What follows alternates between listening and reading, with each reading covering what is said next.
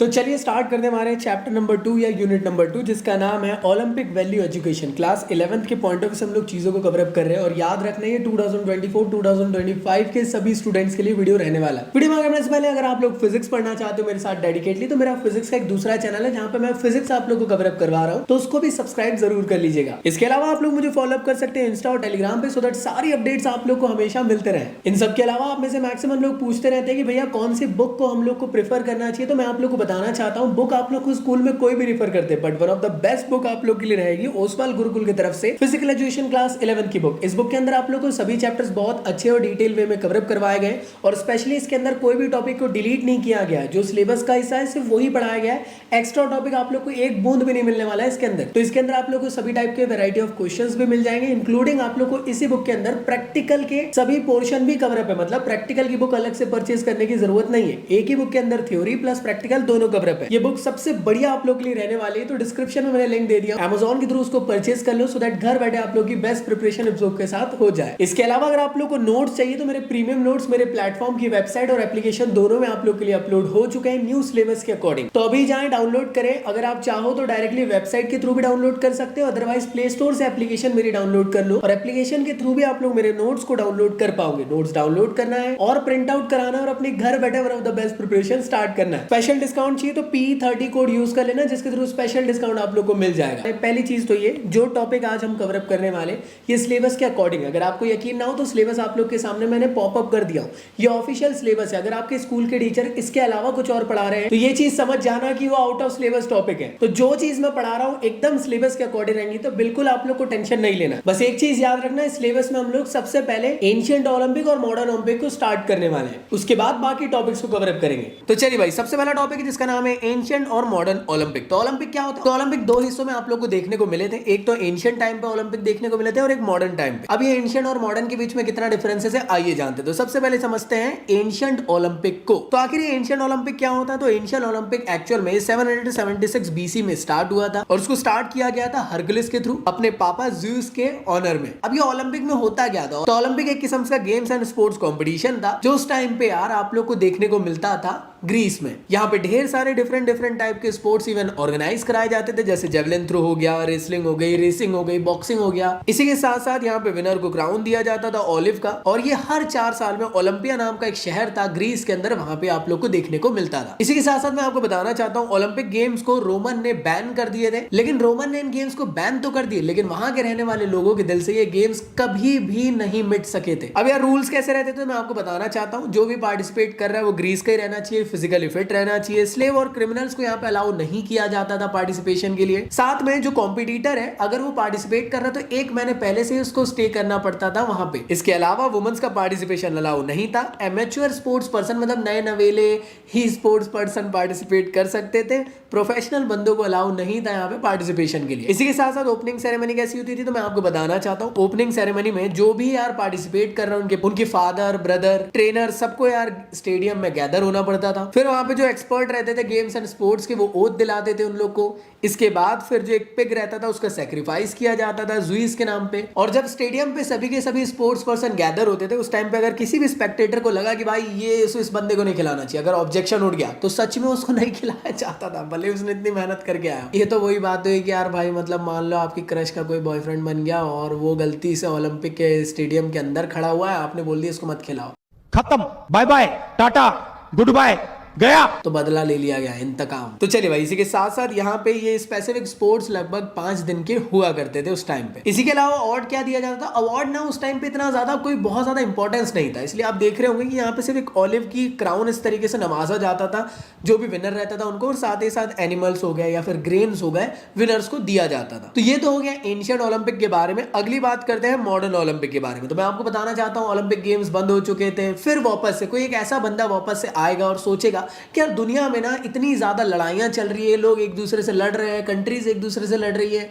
किसी एक राजा की दूसरे से नहीं पट रही है, दुनिया में बहुत ज्यादा पोलराइजेशन देखने को मिल रहा है। तो दुनिया में वापस से भाईचारे को बढ़ाने के लिए एक इंसान वापस से आता और उसने सोचा क्यों ना यार दुनिया की सभी कंट्रीज को कहा जाए कि यार आइए पार्टिसिपेट करते हैं ऐसे इवेंट में जहां पे आप अपने अपने कंट्री के इंडिविजुअल एथलीट को लेकर आओ और कंपीट करेंगे एक दूसरे के साथ, जिसके साथ जो विनर रहेगा वो विनर कहलाएगा। और साथ ही साथ जो मेन पर्पस था वो था वैल्यू एजुकेशन प्रोवाइड करना। मतलब क्या? क्या, लोगों के साथ यहाँ पे भाईचारा बढ़ाना, फ्रेटर्निटी डेवलप करना, ब्रदरहुड, और ज्यादा से ज्यादा हम सोशल क्वालिटीज डेवलप कर सके लोगों के साथ। मतलब क्या होगा, नेशनल और इंटरनेशनल इंटीग्रिटी डेवलप हो सकेगी और जो इतनी लड़ाइयां चल रही है उन सबको हम धीरे धीरे करके भूल सकते हैं। क्योंकि आप सभी लोग जानते हो कि अगर आप आपके घर के सामने वाले लड़के से दुश्मनी करते हो, लेकिन आप लोग अगर गलती से साथ में अगर क्रिकेट खेल लिए, तो मैं गारंटी देता हूं कि आप लोग बहुत अच्छे दोस्त बन जाओगे, क्योंकि स्पोर्ट्स हमेशा यूनाइट करने के लिए करता है। तो इसी के साथ साथ मैं आपको बताना चाहता हूं, एक ऐसा इंसान जिसने इस चीजों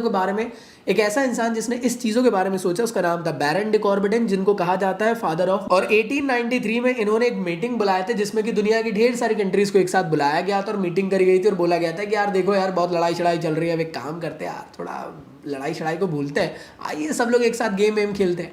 तो कुछ कंट्री ने तो बोली क्या बकवास चल रहे हैं, नहीं कर रहे हैं यहाँ पे हम लोग पार्टिसिपेट, निकलते बनते। तो कुछ लेकिन ऐसी कंट्रीज थी जिन्होंने पार्टिसिपेट करी थी, जैसे इटली, ग्रीस, स्पेन, तो इन लोगों ने एग्री करे थे। और ऐसे मैं आपको बताना चाहता हूँ, और ऐसे ही करके पहला ओलंपिक गेम मॉडर्न वाला शुरू हो गया था, जहां पे लगभग 9 कंट्रीज ने पार्टिसिपेट करी थी। और जैसे जैसे करके वक्त बीतते जा रहा था, धीरे धीरे करके ढेर सारी कंट्रीज भी इसमें पार्टिसिपेट करने लग गई थी। लेकिन याद रखना, इनिशियल लेवल पे वुमेन का पार्टिसिपेशन अलाउ नहीं था। 1900 में वुमेन का पार्टिसिपेशन मॉडर्न ओलंपिक में शुरू हुआ था। इसी के साथ साथ मैं आपको बताना चाहता हूँ, 1916, 1940 और 1944 को ओलंपिक गेम्स को रोक दिया गया था वर्ल्ड वॉर की वजह से। इसके अलावा बाकी हर 4 साल में ओलंपिक गेम्स हमेशा कंटिन्यू रहे थे। अब क्या रूल एंड रेगुलेशन थे मॉडर्न ओलंपिक गेम्स के, तो याद रखिएगा, मेल और फीमेल दोनों पार्टिसिपेट कर सकते हैं। अब ऐसा नहीं था कि यार प्रोफेशनल बंदा पार्टिसिपेट नहीं कर सकता, वो भी कर सकता है, और एमेच्योर पर्सन भी यहाँ पार्टिसिपेट कर सकता है। और जो भी पार्टिसिपेट कर रहा है, अगर वो पार्टिसिपेशन चाहता है तो हमेशा उसको अपने नेशनल ओलंपिक कमेटी से अप्रूवल लेकर आना पड़ता है। जैसे अगर इंडिया से जा रहा है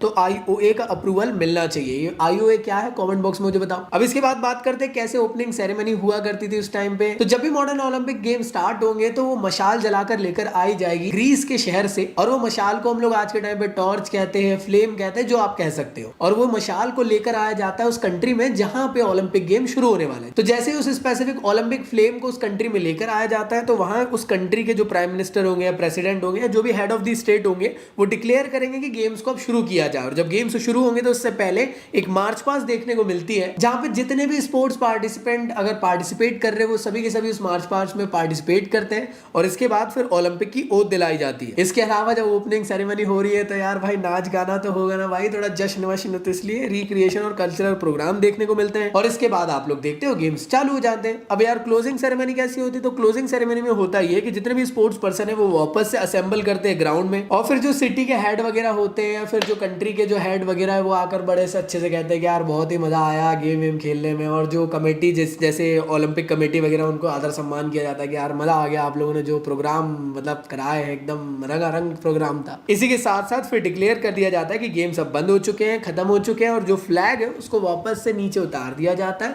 और उस कंट्री को वो फ्लैग दे दिया जाता है जहां पे अगले ओलंपिक गेम होने वाले हैं। इसके बाद जो फ्लेम जलाई गई थी उसको बुझा दी जाती है। याद रखना, वो जो फ्लेम को लेकर आया गया था, जब तक के गेम चलते तब तक के वो फ्लेम को जलते रहना पड़ता है। और साथ ही साथ प्रोग्राम खत्म हो रहा है तो नाच गाना और फिर रंगारंग कार्यक्रम होना भी जरूरी है, वो सब चीजें होती हैं। और आखिरी में ओलंपिक का सॉन्ग गाया जाता है और इवेंट खत्म। तो अब कुछ क्वेश्चंस मैं आप लोग को दे रहा हूं, जल्दी से इसको आंसर करो, जल्दी से पॉज करके। होप सो आप लोगों ने इनका आंसर कर लिए होंगे। तो चलिए बात करते हैं नेक्स्ट टॉपिक की, जिसका नाम है ओलंपिक वैल्यू एजुकेशन। तो ओलंपिक वैल्यू एजुकेशन क्या है, एक्चुअल में ये बात करती है कुछ स्पेसिफिक टॉपिक्स पे जो कि ओलंपिक की फिलॉसफी है। इन फिलॉसफी पे अगर हम चले तो दुनिया में कहीं ना कहीं हम सक्सेस पा सकते हैं। तो कौन कौन से ओलंपिक वैल्यू एजुकेशन होते हैं, तो ये जितने भी आप लोग को पॉइंट्स दिख रहे हैं ना, इन सभी को हम लोग को डिटेल में पढ़ना है। जैसे joy of effort, fair play, respect to other, pursuit of excellence, balance in the life between body, will and mind. ये काफी इंपॉर्टेंट पॉइंट्स हैं, यही वैल्यू एजुकेशन के बारे में समझाते हैं। मैं कह सकता हूं ओलंपिक की फिलॉसफी को समझाते हैं। और बेसिक सी बात करूं यार एक स्टैंडर्ड फॉर्म में कि ओलंपिक की क्या फिलॉसफी थी। आप सभी लोग जानते हैं ओलंपिक की फिलॉसफी ये थी कि यार हम एक दूसरे के साथ भाईचारे से रह सके, एक दूसरे की रिस्पेक्ट कर सके, लड़ाई झगड़े को भूल सके, यूनिटी के साथ रह सके। तो मेन यही फिलॉसफी है, तो इनको इलैबोरेट करके समझाना है और कुछ भी नहीं है। तो सबसे पहले क्या है, जॉय ऑफ एफर्ट।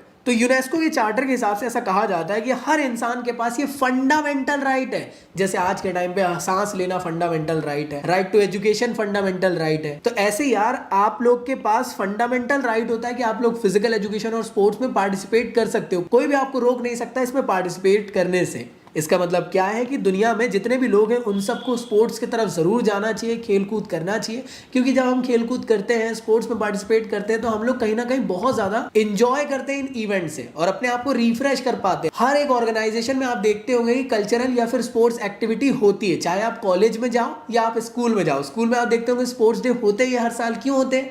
क्योंकि एक ऐसे टाइप के रिक्रिएशन एक्टिविटीज है, स्पोर्ट्स इवेंट्स है, जहां पे स्कूल का हर बच्चा पार्टिसिपेट करेगा और जो साल भर की टेंशन है पढ़ाई को लेकर, उसको भूल कर यहाँ पे खेलेगा कूदेगा और अपने माइंड को रिफ्रेश कर पाएगा, एंजॉय कर पाएगा। तो जॉय ऑफ एफर्ट का मेन पॉइंट ऑफ व्यू यही है कि हर किसी का पार्टिसिपेशन राइट होता है, वो अपने एंजॉय के लिए यार स्पोर्ट्स में पार्टिसिपेट करके खेल कूद सकता है और अपने माइंड को और ज्यादा बेटर बना सकता है। मेरे ख्याल से क्लियर है। अगला होता है फेयर प्ले। जब भी आप लोग खेलते कूदते हो तो फेयर प्ले के साथ खेलना चाहिए। अब ये फेयर प्ले क्या होता है? फेयर प्ले का मतलब होता है कि रूल एंड रेगुलेशन के साथ आप लोग को दूसरे की रिस्पेक्ट करना है। आप लोग के टीम मेंबर भले अच्छा नहीं खेल रहे तो उनको आप लोग को अप्रिशिएट करना है।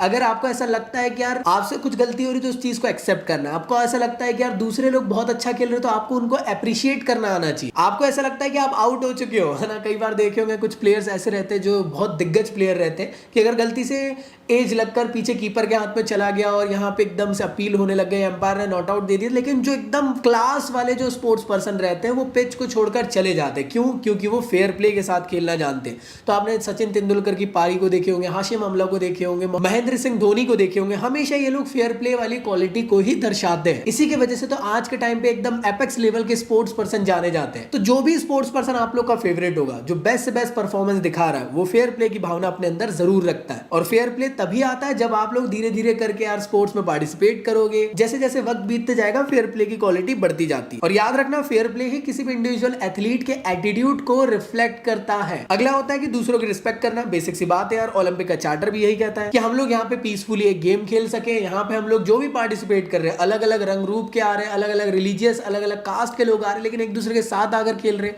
यहाँ पे हम लोग गोरे काले का भेद नहीं है, क्योंकि ओलंपिक में सभी को इक्वालिटी दी जाती है, चाहे आप किसी भी कंट्री से, किसी भी रिलीजन के बिलोंग क्यों ना करते हो। तो यार हमेशा हम लोग को एक दूसरे की रिस्पेक्ट करना चाहिए, चाहे भले उम्र में बड़े हो, छोटे हो या कोई भी हो। समझ में आया दोस्तों? इस चीज के बारे में आप लोग को हमेशा याद रखना चाहिए। ये भी काफी इंपॉर्टेंट होता है किसी भी इंडिविजुअल एथलीट की पर्सनैलिटी को रिफ्लेक्ट करने के लिए। अगर कोई भी इंडिविजुअल स्पोर्ट्स पर्सन अगर किसी को रिस्पेक्ट करेगा तो ये गारंटी है कि दूसरा इंडिविजुअल क्या, पूरे का पूरा वर्ल्ड उसको रिस्पेक्ट करेगा। तो इस चीज के बारे में मेरे ख्याल से तुम लोग को पता होना चाहिए। अगला होता है परस्यूट ऑफ एक्सीलेंस। जैसे कि आप सभी लोग जानते हो, आज के टाइम पे कॉम्पिटिटिव वर्ल्ड में हर कोई चाहता है कि वो अपना बेस्ट से बेस्ट परफॉर्मेंस दे सके। अब इस बेस्ट से बेस्ट परफॉर्मेंस को देने के लिए उसे करना क्या होगा? उसको एक्सीलेंस अचीव करना होगा। अब ये एक्सीलेंस को कैसे अचीव किया जा सकता है यार स्पोर्ट्स में? अगर आप अच्छा परफॉर्मेंस रखोगे, अच्छी प्रैक्टिस करोगे, अच्छी ट्रेनिंग रखोगे, अपने आप को ज्यादा से ज्यादा ग्रूम करोगे, अपने आप को बेटर बनाने की कोशिश करोगे, तभी जाके आप एक्सीलेंस की भावना पर जा सकते हो। मतलब क्या?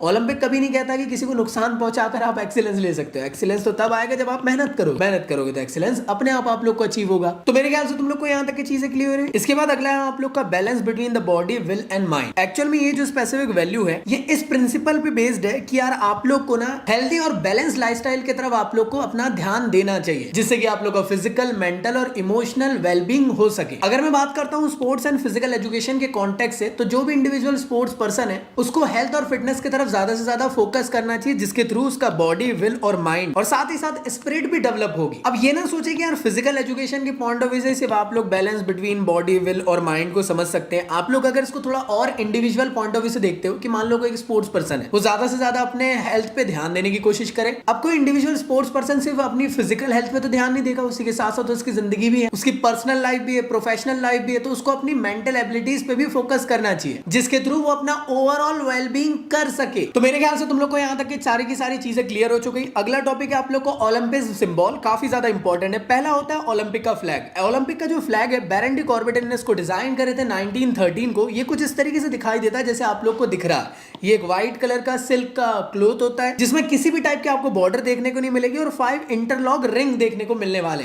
ये रिंग्स स्पेसिफिकली डिफाइन करते हैं अलग अलग कॉन्टिनेंट को, और ये इंटरकनेक्टेड इसलिए है कि दुनिया के जितने भी लोग हैं एक दूसरे से मिलजुल कर रह सके। इसी के साथ साथ अगला होता है ओलंपिक की फ्लेम। ये जिस तरीके से आप लोग को दिख रही है, मैंने आप लोग को कहा था ना ओपनिंग सेरेमनी में इसको जला के लेकर आया जाता है। ये एक्चुअल में सिंबलाइज करती है स्पिरिट, नॉलेज एंड लाइफ को, और इसको जलाकर लेकर आया जाता है हमेशा ग्रीस से। और एक स्पेसिफिक रनर रहता है जो पूरे के पूरे ग्राउंड में इसको लेकर दौड़ता है जब ओपनिंग सेरेमनी आपको देखने को मिलती है, और क्लोजिंग सेरेमनी के टाइम पे इसको बंद कर दिया जाता है। अगला होता है ओलंपिक का मैस्कॉट। मैस्कॉट एक किस्म से फिक्शनल कैरेक्टर होता है। ये एनिमल या ह्यूमन के फॉर्म में हो सकता है, और ये जो स्पेसिफिक मैस्कॉट बनाया जाता है उस नेटिव कंट्री के पॉइंट ऑफ व्यू से बनाया जाता है जहां पे ओलंपिक गेम होस्ट हो रहे। तो बेसिकली एक किस्म से सिंबलाइज करता है ओलंपिक गेम्स को। जैसे आप लोग देख पा रहे होंगे ये कैट बनाया गया एक किस्म से ना, ये रियो ओलंपिक को डिफाइन कर रहा है। इसी के बाद मैं आपको बताना चाहता हूं ओलंपिक में अवार्ड दिए जाते हैं। ओलंपिक में जो स्पेसिफिक अवार्ड दिए जाते हैं वो 3 मेडल फॉर्म में दिए जाते हैं। एक होता है गोल्ड, फिर होता है सिल्वर, ब्रॉन्ज होता है। इसके बाद जो भी पार्टिसिपेंट रहता है, जिनने पार्टिसिपेट करा, उन सबको सर्टिफिकेट से भी नवाजा जाता है। इसी के साथ साथ ओलंपिक का एक मोटो भी होता है जिसका नाम है सिटियस एल्टियस फोर्टियस, जिसका मतलब होता है फास्टर, हायर, स्ट्रॉन्गर। लेकिन ये